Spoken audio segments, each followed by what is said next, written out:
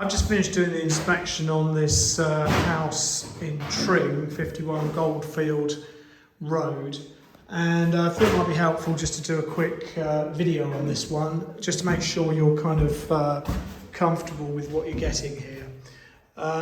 Just actually start outside. What they've done here is a loft conversion, and they've done a partial refurbishment, really. So the scaffolding's still up. I was toying with the idea of going on it, but then I decided it wasn't safe because I'm here on the site on my own, and accidents can happen, so I opted not to actually do that in the end.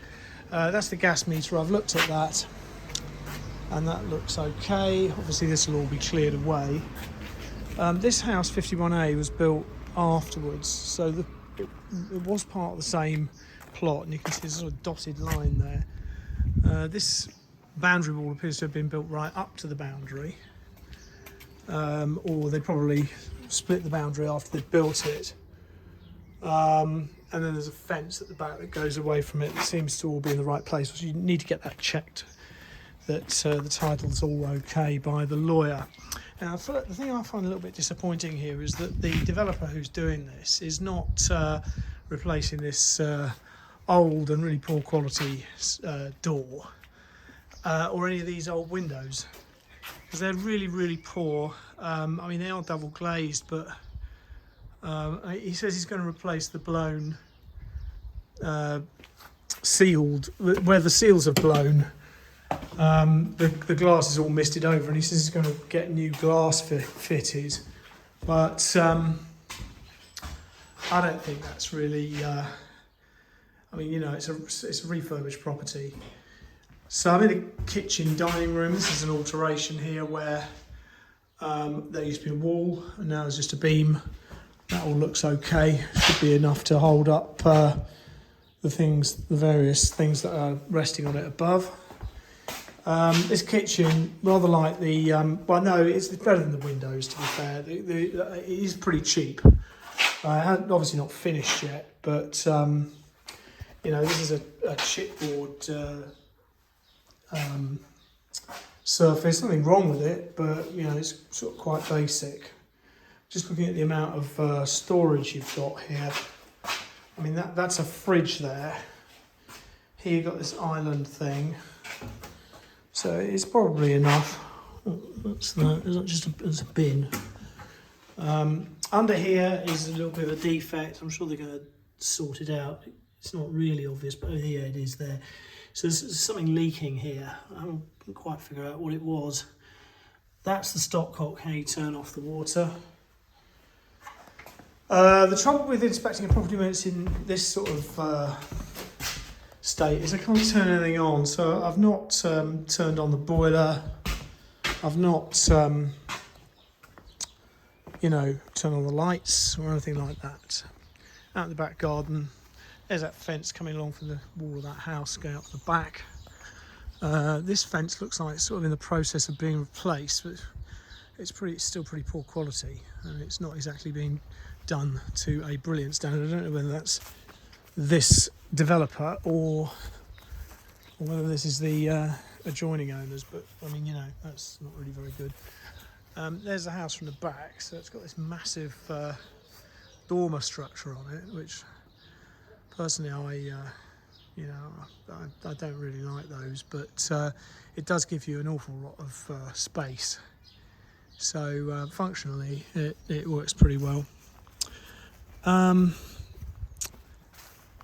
couple of things here out the back. This patio is going to be, he told me he's going to replace this. What you've got here is the damp proof course for the floor, like for the walls rather. And in this room you can see that paved bit is quite a significant distance above the ground on the other side of the little wall. And when a builder tells me that he's going to put a new patio down, what I always think is, well, yeah, but I bet you're not going to take enough ground away to get this patio, to get the new patio down to the right level. because there are ventilators under this floor, and at the moment they're covered up. Timber floors are supposed to be ventilated for a start, so that there's an airflow through them. But worse than that, sometimes if there's groundwater under there, it can actually go through those vents and rot the floor. There's no sign of it. I mean, I can't see the floor because of that flooring, but it seems firm. So these bifold doors. Just a little thing is that here there's no way of attaching that to the other thing. There's usually a clip or a magnet or something. And I don't know whether you can get those fitted, but it's not ideal. The whole point is they're supposed to stay open and give you the full width. Personally, I don't like them. I prefer the ordinary sliding doors. They often go wrong. This one's working okay at the moment. It's really important to keep this little channel clear, not have bits of rubbish and whatnot in there, because the thing that usually fails is this, it's a sort of dual purpose rolling hinge. So the way you shut them is you pull that there, get rid of that. Pull that shut. I can't do it with the whole of the phone, can I? Yeah, so you pull that shut with that handle and then you shut it like that.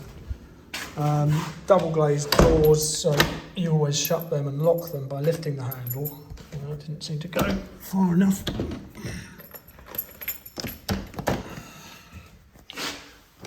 That's it. Sometimes it takes a little bit and then you lock it like that. So you have to lift it up all the way and then lock it.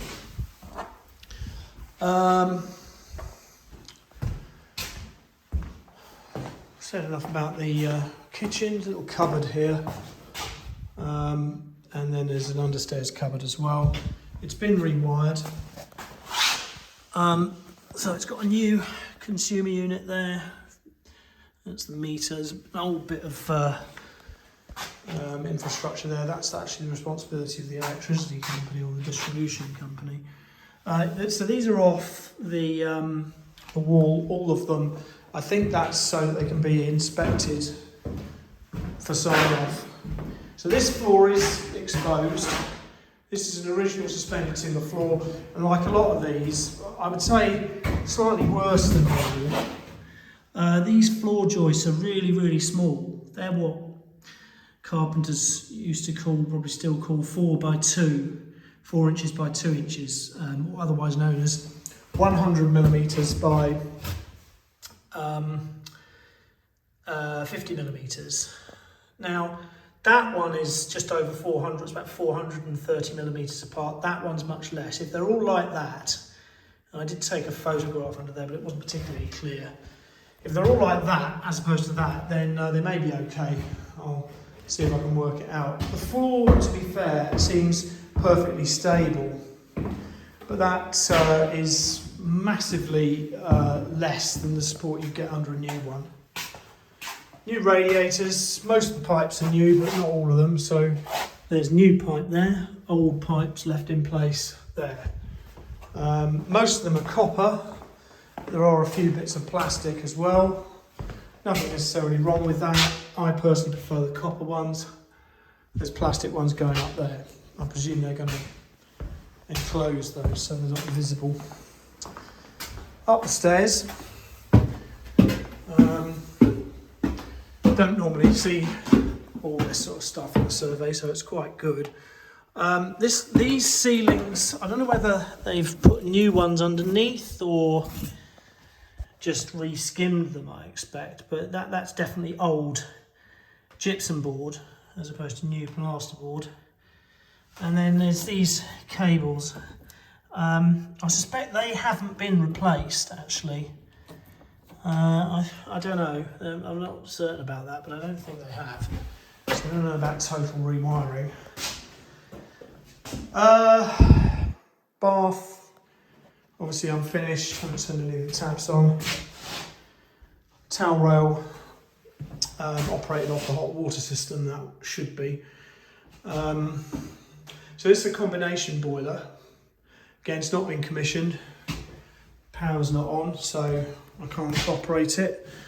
I don't know if you've had one of these before, but what this does is that it heats the water instantaneously as it comes out of the main supply. So you don't need any tanks, and they're very good. The only slight drawback is that if they go wrong, you haven't got any hot water. There's no, you can't turn on an immersion heater because there's no tank for it to be fitted to. So if it goes wrong, you're without hot water.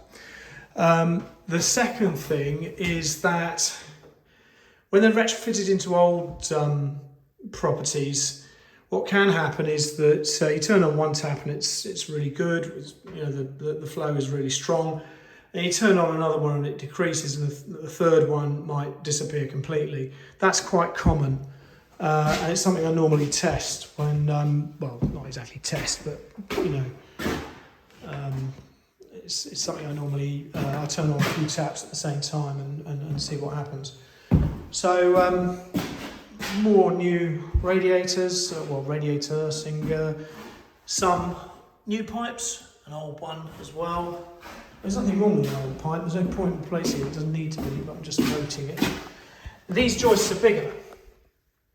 Now, there is a kind of justification for that because the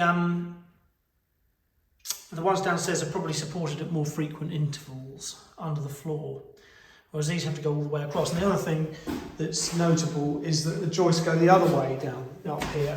So downstairs, the joists, that's these things, went front to back and the boards side to side, and here's the other way around. I like that, I think it's good because you've got this kind of cross, one going one way, one going the other way. It makes everything stronger, in my opinion. So all these ceilings are skimmed. Every room has these LED lights, which is very good. They don't use nearly as much energy as other types of lighting, but unfortunately, again, I can't switch them on. This is something I wasn't too keen on. This is typical in these sort of houses. I think it was built about 1950, this, and it's a tiled window shelf. That's not what I call a window sill. I say the sill is the outside bit, and here you have those creasing tiles. So it's a tiled shelf, and that's going to make the wall inefficient insulation. Well, it's got cavity wall insulation injected into it, which is a whole story in itself. I'm not going to go into that now. There will be something about it in the report, but what I would have preferred is if they'd taken that up and then replaced it with timber. But before they did that, stuck some foam insulation between the two wall skins, because that terracotta tile is really good at conducting heat, and so it's a cold bridge basically. It's not the end of the world. There's more damaged floorboards. I think these should be replaced. Little tiny bit of woodworm somewhere around here. These little holes. I took up the boards that were take-upable, like that one, and didn't find any significant woodworm, but you do get it sometimes in these buildings. And the point is, even if it's treated and it's not there anymore, once the board has been damaged, it stays damaged. The defect doesn't sort of magically mend itself. So this stairs to the loft version, a bit different. It's made out of plywood. It's a bit slightly less steep as well, I think. And so up in the loft version now, it's noticeably warmer up here. The insulation should meet the requirements of the building regulations, and therefore it should stay at a kind of constant temperature, but quite often loft conversions, especially the ones with flat roof dormers, do get very warm. I mean, at least in this one, you can open these doors here. Obviously, I'm not opening them because A, there's a bit of scaffolding out there, and B, there's no safety barrier. So yeah, you see, I could have come up the scaffolding up there, and I got halfway up the ladder, and I'm not frightened of heights, but it would worry me if I had an accident and there was no one on the site. So I opted against it. Also, there's a bit over here where to get around the corner you have to step over a gap. Again, that's not a problem for me, but it's not ideal. So health and safety prevailed for once. So these windows are, people call them Velux windows. I don't know, are these? Yeah, they are. These are the actual ones. And they all seem to sort of open and close. Okay, so, you know, you can create a nice kind of, gets a bit warm, you can open those. I've tested all the walls for dampness. I didn't find any. This chipboard floor, just a quick word about that. What they're supposed to do is they're supposed to, it's not building regulation, but it's good practice. They're supposed to mechanically fix and adhere what the people who actually do it call glue and screw these panels down to the joists. And if you don't, what tends to happen is that you get a bit of timber shrinkage in the joists, and they all start to creak and make a noise, which isn't a structural defect, but it is annoying. So I don't know whether they've done that. It's something that only tends to be known sometime after. The chimney still appears to be in place, and it's behind this. Everything's dry lined, which means it's covered in plasterboard up here. So I'm pretty sure the chimney is still there. It's certainly there in all the other rooms. I see no reason why they would have taken it out, particularly as there's this kind of thing here. The trouble with that is well, you can see it actually. Look out here.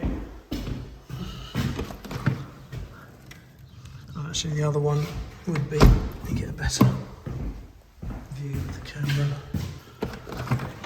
So that's the chimney there.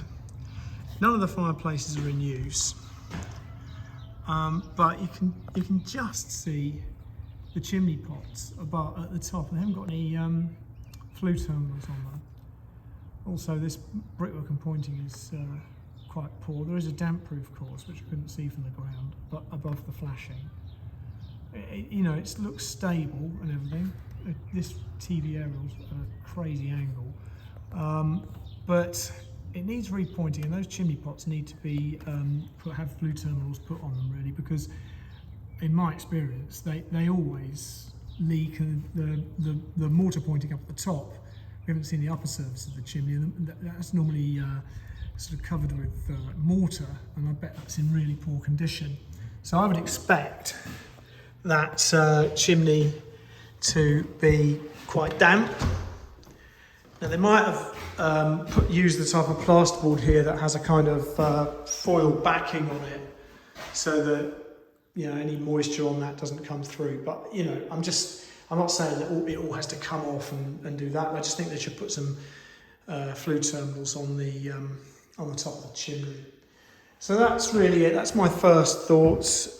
Please don't rely on that as the actual survey, because I always like to sort of reflect on that a bit before I say what I'm actually going to say. I don't think it's too bad. I mean, the loft conversion looks like it's been done pretty well.